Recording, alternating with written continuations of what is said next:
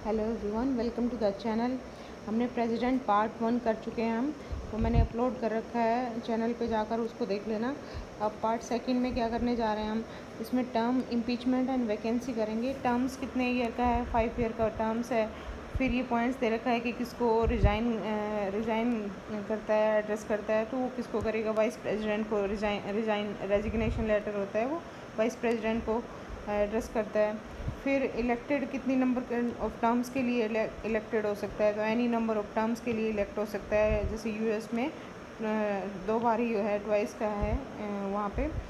Impeachment of president क्या रहेगा, उसमें क्या प्रोसेस होगी, क्या रीज़न रहेगा, या फिर तो उसमें एक ही दे रखा है इन्होंने, वायलेशन ऑफ कॉन्स्टिट्यूशन। अगर कॉन्स्टिट्यूशन का वायलेशन करता है प्रेसिडेंट तभी इम्पीचमेंट होगा। और ये डिफ़ाइन नहीं कर रखा कि इसमें कॉन्स्टिट्यूशन में कि ये वायलेशन फ्रेज क्या है, उसको डिफ़ाइन किया हुआ नहीं है, तो ध्यान रखना है। एक तो 5 ईयर टर्म्स होगा, फिर रेजिग्नेशन किसको दे रहा है? वाइस प्रेसिडेंट को दे रहा है, और कितनी भी टाइम इलेक्ट हो सकता है, और वायलेशन ऑफ कॉन्स्टिट्यूशन होगा तो इम्पीचमेंट उसके अगेंस्ट में लेके आएंगे। और वायलेशन फॉर ये जो कॉन्स्टिट्यूशन वायलेशन का फॉर फ्रेज है वो डिफ़ाइन नहीं कर रखा है। इम्पीचमेंट कैसे होगी, प्रोसेस क्या है उसकी? इम्पीचमेंट ऐसे होगी जैसे वन हाउस है, चाहे लोकसभा है, राज्यसभा, किसी भी हाउस में हो सकती है। तो लोकसभा में अगर पास हो इनिशिएशन होगा तो वहाँ पे 1/4 है मेंबर हैं वो सपोर्ट करेंगे। फिर उनको 14 डेज़ का नोटिफिकेशन दिया जाएगा, नोटिस दिया जाएगा। अदर हाउस जो जैसे लोकसभा में हुआ तो राज्यसभा इसका इन्वेस्टिगेशन हाउस होगा, वो इन्वेस्टिगेट करेगा कि क्या मैटर है। फिर अगर ये 2/3 मेजोरिटी से पास हो जाता है और ये जाता है सेकंड हाउस में, सेकंड हाउस भी अगर इसको अप्रूव कर देता है 2/3 मेजोरिटी से, तो इम्पीचमेंट हो जाता है। तो ये प्रोसेस है। क्या है कि फर्स्ट एक वन हाउस में जाएगा, वहाँ पे 1/4 मेंबर इसको सपोर्ट करेंगे। जब इनिशिएशन होगा 14 डेज़ का नोटिफिकेशन मिलेगा। नोटिफिकेशन के पास 2/3 में अगर वो उसमें मेजोरिटी से पास कर देता है, वो हाउस वन हाउस है जो, तो सेकंड हाउस में जाएगा। सेकंड हाउस में भी अगर 2/3 मेजोरिटी से पास हो जाता है तो इम्पीचमेंट हो जाएगा। तो इसमें सेकेंड हाउस है वो इन्वेस्टिगेशन का काम करता है, कोई भी हो। तो इसीलिए इसको क्या बोला गया है? क्वासी जुडिशियल प्रोसीजर बोला गया है। फिर सेकंड है, इसमें क्या है कि जैसे इलेक्शन में ही इलेक्टेड मेंबर्स पार्टिसिपेट करते हैं, इसमें नॉमिनेटेड मेंबर भी इम्पीचमेंट प्रोसेस में नॉमिनेटेड मेंबर्स भी कर सकते हैं। लेकिन ये बोल रखा है कि the elected member of legislative assembly and the union territory of Delhi Pondicherry do not participate, ये पार्टिसिपेट नहीं करेंगे इसमें, इलेक्शन में पार्टिसिपेट करते हैं। आज तक ये दे रखा है कि no president has been impeached. फिर वैकेंसी क्या रहेंगी प्रेसिडेंट के ऑफिस में? President A vacancy in the president office can occur in any of the following way: on expiry of his tenure of 5 years, by resignation, on his removal, by the process of impeachment हो गया, by death हो गया, और disqualify हो गया कि hold office है, office of profit कर रखा है, या कुछ और है कि उसका वॉयलेशन हो रहा है। फिर है, फिर ये एक कंडीशन दे रखी है कि वैकेंसी आ गई है, तो अगर वैकेंसी हो या फिर इलेक्शन फ्रेशली कंडक्ट होना है, उसमें क्या होगा कि एक्सपायरेशन ऑफ टर्म कंप्लीट होने से पहले उसका मस्ट हो जाएगा कि इलेक्शन कंडक्ट होगा ही होगा। उस before the expiration of term, तो before expiration of term election होगा ज़रूर। तो ये सेकंड क्या दे रखा है? इफ़ द सेकंड पॉइंट है जैसे if the office falls vacant by resignation, removal, death और otherwise, then election to fill the vacancy should be held within 6 month from the date of occurrence of such vacancy. अगर death थी, ये resignation वगैरह हो जाता है तो 6 month के अंदर अंदर इलेक्शन होंगे, और जो भी न्यूली इलेक्टेड प्रेसिडेंट आएगा उससे जो 6 मंथ का टाइम रहेगा वहाँ पे कौन चार्ज लेगा? वाइस प्रेसिडेंट चार्ज लेता है। Newly elected president remain in office for a full term of 5 year from the date he assume charge of office. जैसे पंचायत में सरपंच का जो रहता है उसमें, या और जो ब्लॉक लेवल पे या डिस्ट्रिक्ट लेवल पे रहते हैं, तो उनका ये रहता है कि अगर 5 ईयर का टर्म्स कंप्लीट 2 ईयर में वैकेंसी आ जाती है वहाँ पे, तो 2 ईयर में जो रिमेनिंग 3 ईयर्स हैं वहाँ पे जो नेक्स्ट कैंडिडेट होगा वो 3 ईयर के लिए इसका ऑफिस का चार्ज लेता है। तो इसमें ऐसा नहीं है, जो भी अगर 6 मंथ में या 5 ईयर 3 ईयर में कैसे भी वैकेंसी आ रही है, तो जो रिमेनिंग टाइम होगा वो कंप्लीट उसका 5 ईयर का होगा। जो प्रेसिडेंट होगा उसका ये नहीं होगा कि जो रिमेनिंग 3 ईयर है उसका उतना ही टाइम उसको मिलेगा। When a vacancy occur in the office of president due to resignation, removal, death और otherwise, the vice president act as president until a new president is elected. Further, when the sitting president is unable to discharge his function due to absence, illness or any other cause, the vice president discharges his function until the president resumes his office. ये बोल रखा है कि vice president अगर in case में नहीं है तो कौन करेगा, सीजीआई करेगा। फिर power and function of president क्या है, इसमें एग्जीक्यूटिव पावर है, लेजिस्लेटिव। तो एग्जीक्यूटिव में जैसे ये एग्जीक्यूटिव है, लेजिस्लेटिव, फाइनेंशियल पावर है, जुडिशियल पावर है, diplomatic, military and emergency powers. Executive में क्या क्या होगा, all executive action of the government of India are formally taken in his name. फिर है कि he can make rules for more convenient transaction of business and allocation of set business among the minister. He appoint the prime minister को appoint करेगा। तो pleasure base पे depend करता है, president की प्लेजर पे प्राइम मिनिस्टर काम करता है। अटॉर्नी जनरल को अपॉइंट करता है, इसकी रेमुनरेशन भी ये डिटरमाइन करता है। फिर ही अपॉइंट्स द कंट्रोलर, कैग को करेगा, सीआईसी को करेगा, सीईसी को करेगा, या अदर इलेक्शन कमिश्नर हैं, यूपीएससी के चेयरमैन या मेंबर्स हैं, फाइनेंस कमीशन को, और स्टेट्स के जो गवर्नर्स हैं और फाइनेंस कमीशन के चेयरमैन को। तो ये ध्यान रखना आपको, या आप कैसे भी नोट डाउन कर लेना किस किस को अपॉइंट कर रहा है, एक पॉइंट में कर लेना। फिर है he can seek any information relating to administration of affair of the union and proposal of for legislation from the prime minister. Prime minister से कोई भी इंफॉर्मेशन सीख कर सकता है। फिर है कि he can require the prime minister to submit for consideration of council of minister any matter on which a decision has been taken by a minister but which not be considered by council. Then he can appoint a commission to investigate into the condition of SC, ST and other backward classes. He can appoint a interstate council. He can directly administer the union territory. He can declare any area as the scheduled area.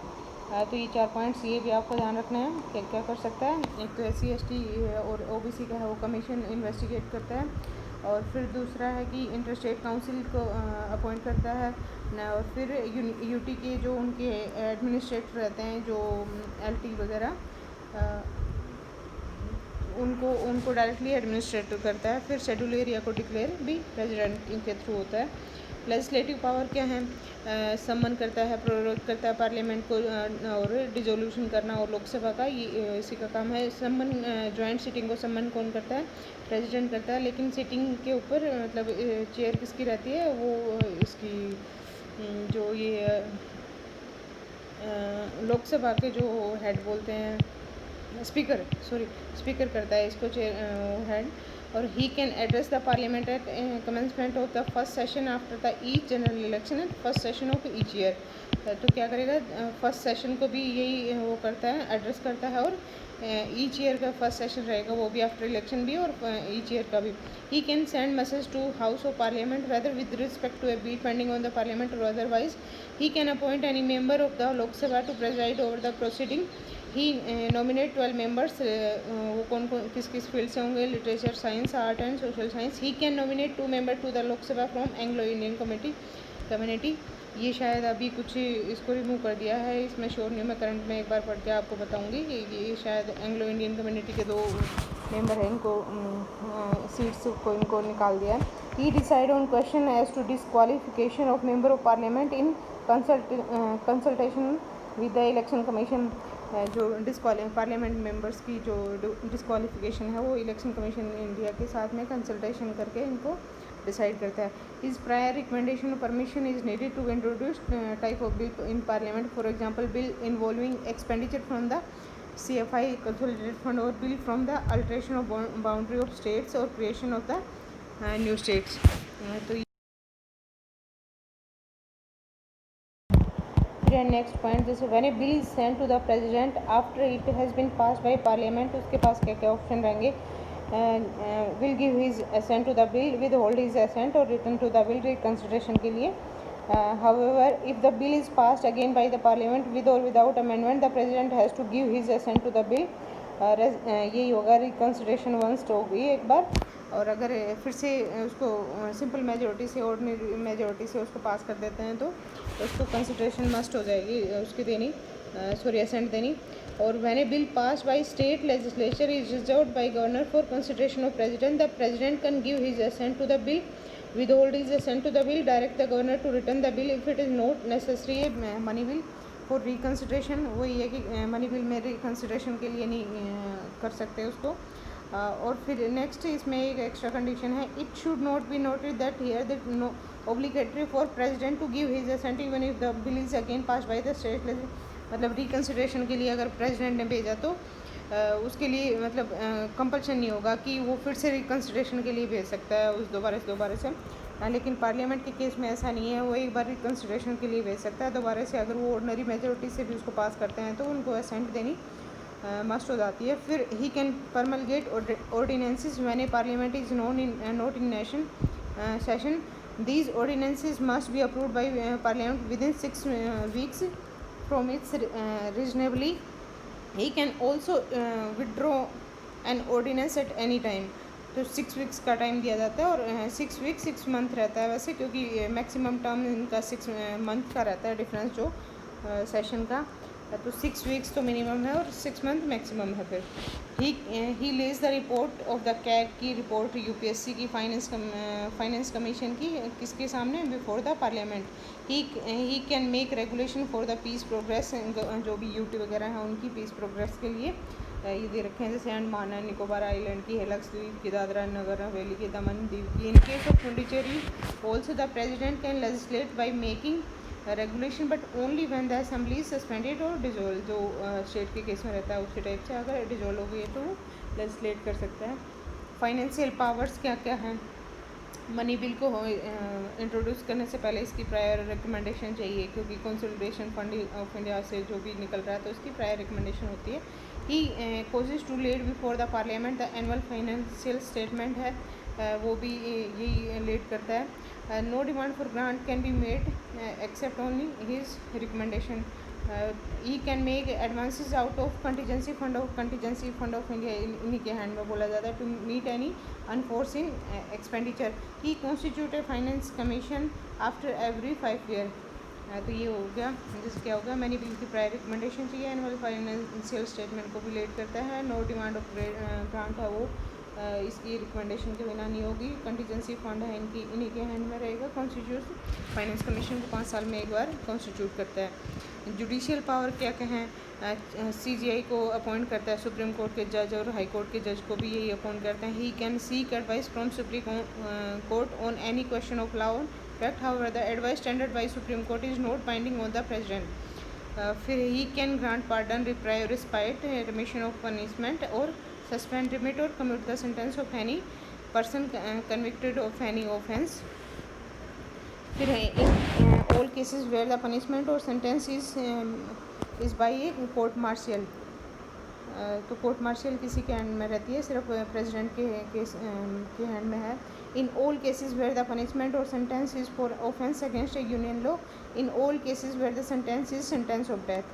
तो इस इन्हीं के सिर्फ और सिर्फ ये इस पे गवर्नर का नहीं होता, जैसे कोर्ट मार्शल पे भी गवर्नर की पावर नहीं है, और सेंटेंस ऑफ डेथ का भी गवर्नर के पास नहीं है। फिर डिप्लोमेटिक पावर्स क्या होगी, इंटरनेशनल ट्रीटी एग्रीमेंट्स होंगे, इन्हीं के नाम पे नेगोशिएट होते हैं।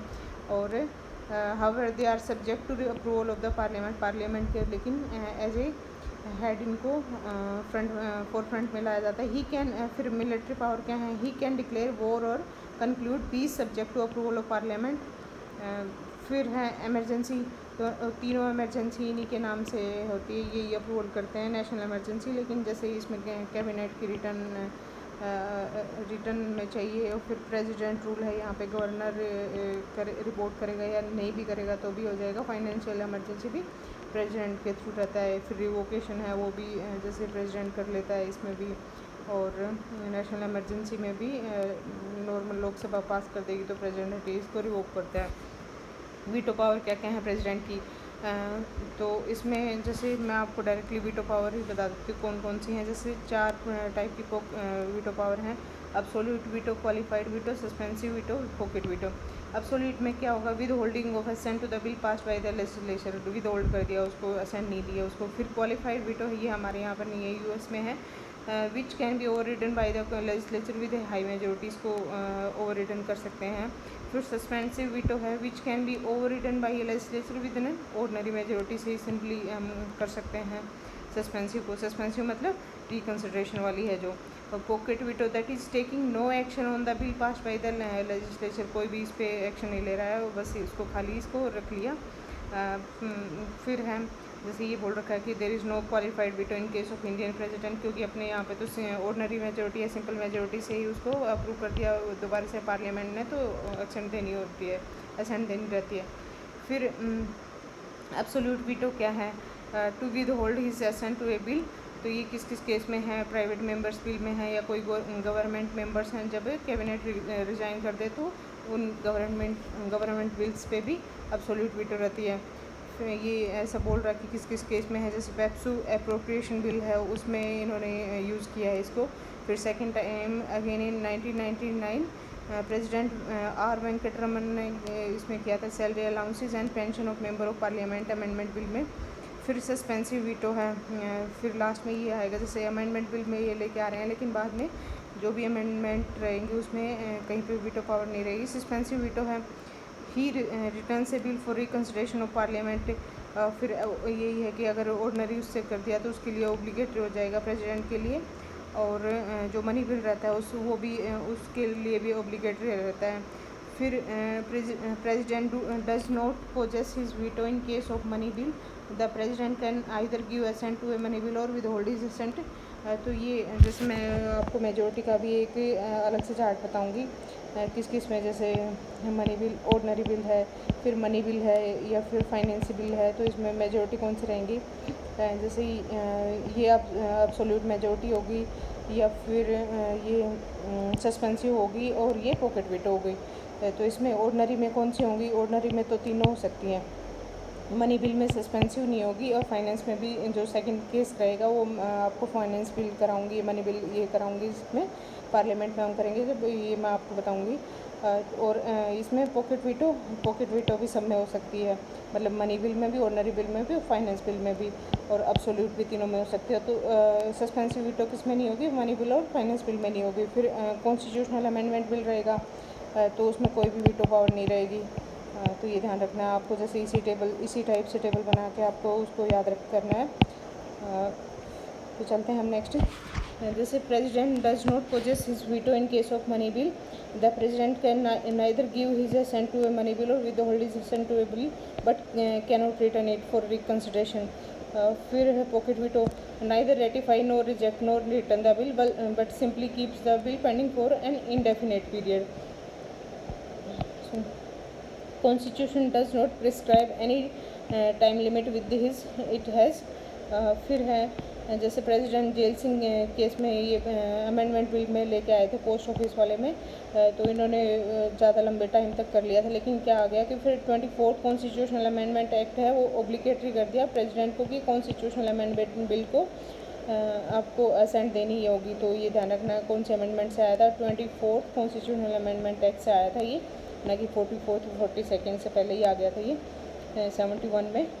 फिर president veto over state legislation क्या रहेगा, तो assessment of governor of the president in case of bill reserve for consideration of president under the article 200 of the constitution है ये। तो गवर्नर क्या करेगा, he may give his assent to the bill, he may withhold his assent to the bill, he may return the bill for reconsideration, he may reserve the bill for the consideration of president. ये 4th इसमें condition आ रही है।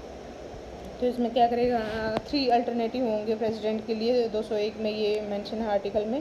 ही may give assent to the bill, he may withhold his assent to the bill and he may direct the governor to the return the bill if it is not nature money bill.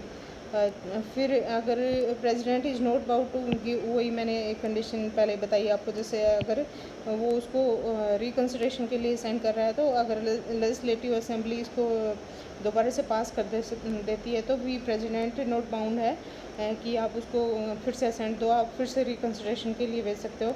और hence the president can exercise veto, pocket veto in respect of state legislation also, तो उसमें भी ये कर सकता है। फिर है ordinance making power of the president है, वो किस में रहेगा, आर्टिकल 123 में है।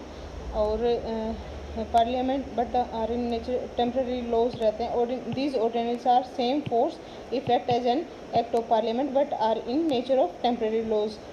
फिर he can promulgate an ordinance only when the both of house of parliament are not in session but one either of the house of, मतलब एक हो चाहे दोनों सेशन में ना हो जो हाउस हैं वो, तो ये ऑर्डिनेंस मतलब ला सकता है। तो ये क्या बोला गया है कि जब भी मतलब हाउस सिटिंग सेशन रिसेशन होगा, सॉरी रिसेस होगी, तभी ये लॉ बना सकता है, ये ना कि मतलब पार्लियामेंट भी चल रहा है, सेशन भी चल रहा है और साथ साथ में बना रहा है। तो ये बोल रखा है it is not the parallel power of the legislation. फिर ये जैसे बोल रखा है सेंट्रल लेजिस्लेशन है, स्टेट लेजिस्लेशन में क्या क्या डिफरेंस है इनकी वीटो पावर का। ऑर्डिनरी बिल के रिगार्डिंग में क्या है, रेटिफाइड, रिजेक्ट, रिटर्न, दोनों सब कुछ भी हो सकते हैं। इसी के स्टेट लेजिस्लेशन में भी सेम ही है। और फिर मनी बिल में है क्या है, रेटिफाई कर सकता है और रिजेक्ट कर सकता है, लेकिन रिटर्न नहीं कर सकता। रेटिफाई कर सकता है, रिजेक्ट कर सकता है, रिटर्न नहीं कर सकता। With regard to constitutional amendment bill can not be rejected और रिटर्न, ये ध्यान रखना है कि कॉन्स्टिट्यूशनल अमेंडमेंट बिल है वो सिर्फ और सिर्फ इसका पार्लियामेंट में ही होती हैं, वो स्टेट का कोई रोल नहीं है। तो इसलिए पॉइंट्स को वैसे खेल भी सकते हैं यूपीएससी वगैरह, तो ध्यान रख लेना। He can make an ordinance only when he is certified that the circumstances exist that render is necessary for ordinance की है ये second point. Take immediate action, मतलब जो भी नेसेसरी रहेगा, जो इशू रहेगा उसके उसमें बना सकता है ये लो। फिर this mean that the decision of president to issue an ordinance can be question in court on the ground, ये मतलब जुडिशियल रिव्यू है इसका। तो ये किससे आया था, 44th अमेंडमेंट एक्ट से आ रहा है जुडिशियल रिव्यू का, हर किसी में यही रहेगा। जैसे इमरजेंसी का भी है तो वहाँ पे भी ऑर्डिनेंस का भी यही है। तो 44th कॉन्स्टिट्यूशनल अमेंडमेंट एक्ट में लेके आए थे कि हर चीज़ का जुडिशियल रिव्यू हो सकता है। President satisfaction is justiciable on ground of mala fide, his ordinance making power is coextensive as regards all matter except duration. With regard to law making power of the parliament, this has two implication. An ordinance can be issued on those subject, parliament जिस पे law बना सकती है उसी पे ordinance आ सकता है। और दूसरा है कि फंडामेंटल राइट्स को है वो अब्रेज नहीं कर सकता। An ordinance can not abridge और take away any of the fundamental rights. तो ये ध्यान रखना है क्या है, जो जिस पे पार्लियामेंट बना सकती है उसी पे ऑर्डिनेंस आ सकता है। और दूसरा क्या है, फंडामेंटल राइट्स को टेक अवे और अब्रेज नहीं करेगा ऑर्डिनेंस के through. If parliament take no action at all, ordinance ceases to operate on expiry of 6 weeks from the reassembling of parliament, मतलब फर्स्ट सीटिंग आ गई है पार्लियामेंट के, उसके 6 weeks के बाद में अगर पार्लियामेंट ने एक्शन नहीं लिया तो क्या होगा, सीजेस टू ऑपरेट हो जाएगा, मतलब ख़त्म हो जाएगा। Even earlier than the prescribe 6 weeks, पहले भी हो सकता है अगर both house of parliament resolution disapprove कर दें, तो ये ध्यान रखना। फिर है maximum life on of an ordinance can be 6 months and 6 weeks। 6 week का यही बोल 6 month का यही बोल रखा है। मैक्सिमम गैप रहता है इनके सेशन का, 2 session का, 3 session रहते हैं वैसे। 2 session जैसे विंटर या समर का लगा लें तो हम 6 month का इनका गैप रहता है, तो वो मैक्सिमम ये बोला जाता है और मिनिमम 6 week का है। फिर however his power of ordinance making is not a discretionary power and he can promulgate or withdraw an ordinance only on advice of council of minister headed by prime minister। ये बहुत important point है इसका, ये note कर लेना। फिर ये बोल रहा है कि ऑर्डिनेंस है वो रिट्रोस्पेक्टिवली भी यूज़ किया जा सकता है। अगर कोई लॉ है उसका रूल है बैक डेट से हम उसको यूज़ कर सकते हैं। फिर ये पॉइंट वो बहुत इंपॉर्टेंट है, ये 4-5 पॉइंट हैं, ये आप नोट डाउन अच्छे से करें। एक तो कि ये पार्लियामेंट है, ये ऑर्डिनेंस है वो उन्हीं केस पे बना सकती है पार्लियामेंट, जिस पे बना सकते हैं, फंडामेंटल को अगर नहीं कर सकता। फिर रिट्रोस्पेक्टिव इन नेचर है ये। और चौथा है कि ये इसको can not be issue to, जो कॉन्स्टिट्यूशनल अमेंडमेंट बिल है इसके थ्रू, ऑर्डिनेंस के थ्रू कुछ भी नहीं आ सकता, तो ये ध्यान रखना है। तो अब गाइस आज के लिए इतना ही, और नेक्स्ट क्लास में करेंगे क्योंकि वीडियो बहुत लंबी हो जाती है और